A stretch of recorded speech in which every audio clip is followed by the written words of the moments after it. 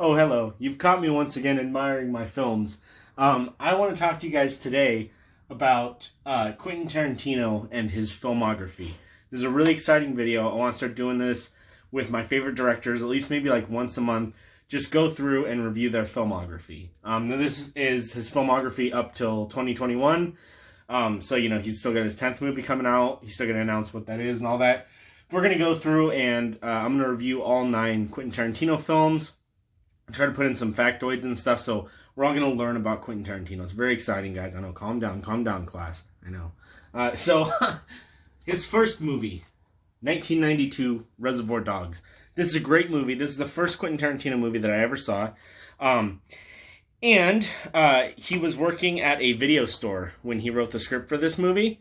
And he had just done like a student film called My Best Friend's Birthday, which actually later became the script that was used for A True Romance.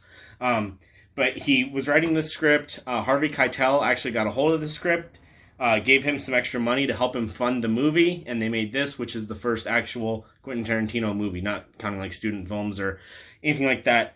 So this is a really, really good movie. It's you can definitely tell it's his first movie because he hasn't quite hit his stride, But it's a great movie, especially considering it is his first movie. It's way better than it should be. Lots of really great acting, a really great story. It's not like his other movies where they're like almost 3 hour long and there's a bunch of intersecting stories. It's one straightforward story. It does do time jumps a little bit, which he's known for. But really, really great stuff. I would probably say this is like my 4th favorite Tarantino film. But I think if you're wanting to start watching Quentin Tarantino movies, you should start with Reservoir Dogs and go in order. I think that's the best way to watch his filmography. So after Reservoir Dogs, we were delivered the masterpiece that is Pulp Fiction. I would say most people consider this their favorite Quentin Tarantino movie. This is absolutely my 2nd favorite Quentin Tarantino movie. My first being Inglourious Basterds. But Pulp Fiction is a masterpiece in every sense of the word. I think that while I enjoy Inglourious Basterds more, I think Pulp Fiction is inarguably the best film he's ever made. Just in terms of a filmmaking, in terms of that, it's really, really good. The script is so good. It's actually the only script he ever co-wrote. He co-wrote it with Roger Avery. He came up with some of the stories. But this is a great movie. It's super iconic. I'm sure most people have seen Pulp Fiction. I don't need to go too in-depth in it. But great movie. Classic Tarantino. That's the one where Tarantino's style fully became Tarantino style, and every movie since then has that undeniable Pulp Fiction quality. So after that, he made Jackie Brown, 1997. And Jackie Brown was I think it's the first and only movie that he ever made from as an adaptation. Adaptation, not adaptation. We're not talking about evolution here. As an adaptation. This is an adaptation of the novel Rum Punch by Elmore Leonard. I've read that book. It's actually really, really good. But Jackie Brown is kind of the dark horse of the Tarantino saga. A lot of people haven't seen Jackie Brown, and it's super, super worth watching. It's not quite as action-packed or revenge-heavy or tension-filled as his other movies. It's more of a hangout movie, but that's kind of what I love about it, is it's just really cool to see all these characters together. And, it's Quentin Tarantino. It's got some violence here and there, but overall, it's just kind of a chill, watch people talk, watch tensions rise a little bit, see how their plan is unfolding. And it has some great dialogue, especially from Samuel L. Jackson. Samuel L. Jackson is endlessly quotable in this movie. I'm sure everybody knows his quote about AK-47s. When you absolutely positively gots to kill every motherfucker in the room, except no substitutes. This is a great movie. Really, really fun to watch. Love that one. I think more people should watch it. And a lot of people who have seen it will say it's too slow. But I think if you think it's too slow, maybe it's time for a rewatch, because maybe it just didn't hit you that first time. Fun fact, going back about Pulp Fiction, the first time I saw Pulp Fiction, I actually hated it because I wasn't ready for the stories and the time jumping and all that kind of stuff. So maybe Jackie Brown just didn't hit you right, like Pulp Fiction didn't hit me right at the time. You got to go back. Sometimes they're worth revisiting. So then his 4th movie, Kill Bill. Kill Bill is fucking awesome. I do have Volume 1 and 2. I just made this into one of my little double feature packs. Just kind of to save space, and also it looks kind of cool to open it, and you got Kill Bill Volume 2 there. Both volumes here. You could say that this is his 4th and 5th movie, but if you watch these movies together, it's just one super long movie that's, spliced into 2. Great movie. Not my favorite. It's a little bit lower on my list of Tarantino stuff, just because I don't like some of the anime segments. And overall, as a story, I think he could have trimmed a little bit and made it one movie. But that being said, I do love to watch both. I think Volume 1 is significantly better than Volume 2. But Volume 2, even though it's slower, still has a lot of really great story. Let me put it this way. Volume 1 has the great action, and Volume 2 has the great story. But Volume 1 has more memorable moments. So that's why I like Volume 1 a lot better. After that, got a little break from Tarantino. He didn't make anything for about 5 years or some shit. And then he came out with Grindhouse. And this is a co-directed Robert Rodriguez and Quentin Tarantino. This is a really nice edition of it. It's got the slipcover, the gatefold. Another kind of thing that I did was I made this into its own triple feature pack. So we've got Grindhouse. I've got Machete, because that was one of the fake trailers in the movie that became an actual movie. And then the bonus feature disc. So it doesn't normally come like that. Normally it's a 2-disc set, but I kind of put that in so it's like the full fucking Grindhouse experience. But this is such a fun movie. If I'm being honest with you, I like Robert Rodriguez's Planet Terror a little bit better than Death Proof. I think that the Death Proof version that's in Grindhouse is fucking awesome. But I do think that the on its own Death Proof, like the director's cut that's almost 2 hours, goes on way too long, and it takes way too long to get to the cool car stuff. But Death Proof, as it's presented in Grindhouse, is definitive. This movie is a fucking blast, though. The fake trailers in between are awesome. You got directors like Edgar Wright, Rob Zombie, who else? Eli Roth, all did fake trailers in between the two films, and those are a lot of fun to watch. This movie's just a blast. It's 3.5 hours, but it does not feel that way because it's over in a minute. Like, it's so good. So after that, we have Inglourious Bastards. My favorite Quentin Tarantino movie, came out 2008, or 2009. I love this movie. I love this edition. I actually held off on buying this Blu-ray when it first came out because petty old me didn't like the cover art. It was red and it just had a Nazi helmet on it. And I love the poster art. So I was like, I think that later on they're going to release a better edition. And look at me, always right. When Universal was doing their 100th anniversary, they released this edition with the poster cover art, and your boy got stoked and bought this shit day one because I'd been waiting. But now I hear that a 4K is coming out, and I'm going to buy it again because that's what I do. I buy the same movies 10 times. But Inglourious Bastards, I've already kind of reviewed this in my favorite directors video. But I love Inglourious Bastards. It's all my favorite things. It's a war movie. It's a Tarantino movie. It's got some of the best writing he's ever done. Some of the best story elements he's ever told. So this is really, really good. It's got such great comedy, such great violence. Like, everything you want in a Tarantino movie comes in spades in this one, in my opinion. Then we got Django Unchained, which I've also talked about on this channel. I have argued with my wife about this movie. She thinks that the soundtrack in this film is kind of a deal breaker.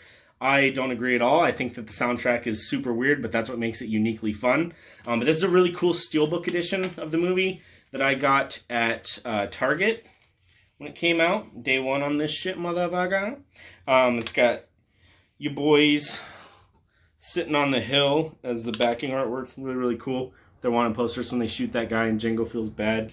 This is a great movie. This is, if you love spaghetti westerns, this is Quentin Tarantino Unchained, because Sally Menke, who edited all his previous films, actually died of a brain aneurysm. Really sad.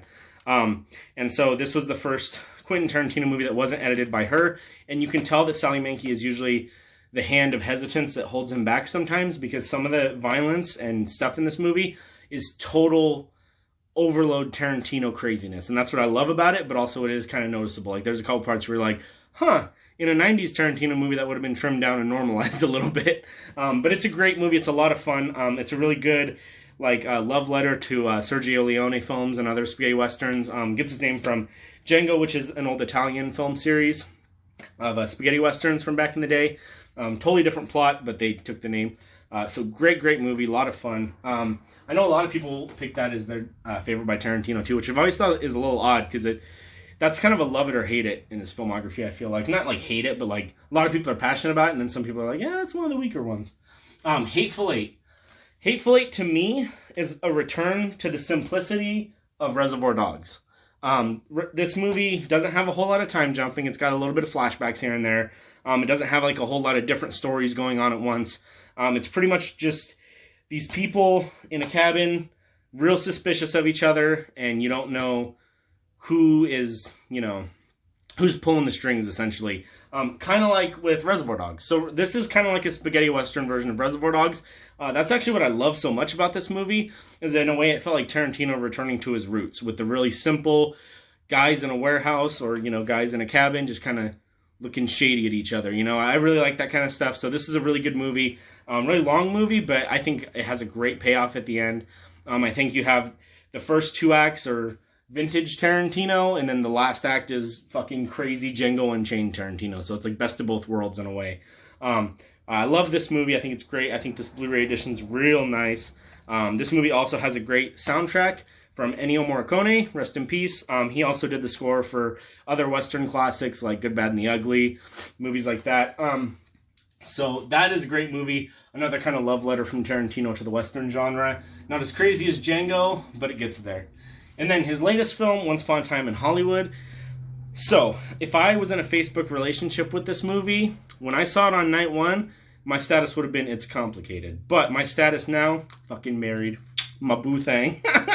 I love this movie. I love it so much. This, I would compare to Jackie Brown. It's kind of a hangout movie. If you watch it multiple times, I think that you'll see things that are like kind of under the surface. Like, oh, this is a theme Tarantino's exploring. This is by far his most mature movie. It really only goes full crazy Tarantino mode at the end. I'm not going to spoil it, but if you know, you know. The whole rest of the movie leading up to that is just lots of dialogue, lots of hangout. So it's kind of like, in a weird way, check it out. I just came up with this, so maybe I'm going to regret saying this later. But in the way that Reservoir Dogs is kind of like the Hateful Eight, this is kind of like Pulp Fiction and Jackie Brown, where there's a lot of hanging out, and then all of a sudden it goes wild. I think it's a great movie. I think that, especially if you know the history and Tarantino's love for the 60s, if you're familiar with both of those things, you'll really see the strength of this movie. Also, I feel like this is Quentin Tarantino's easily his best soundtrack.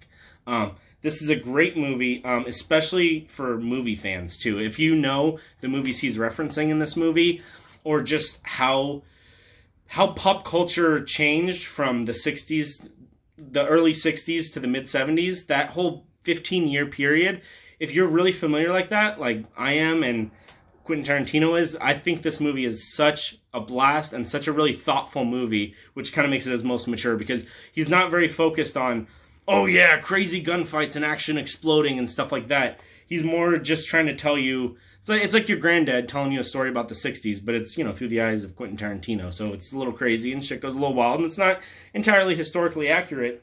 But on day 1, I saw this movie the night it came out in theaters, and I wasn't expecting it to be as slow as it was. I was expecting Hateful, or, like Django or Inglourious Bastards, fucking Quentin Tarantino, we're going to plan shit and we're going to shoot people, and this is not it. But the second watch was where I was like, wow, it's not what I was expecting, but this is a great movie.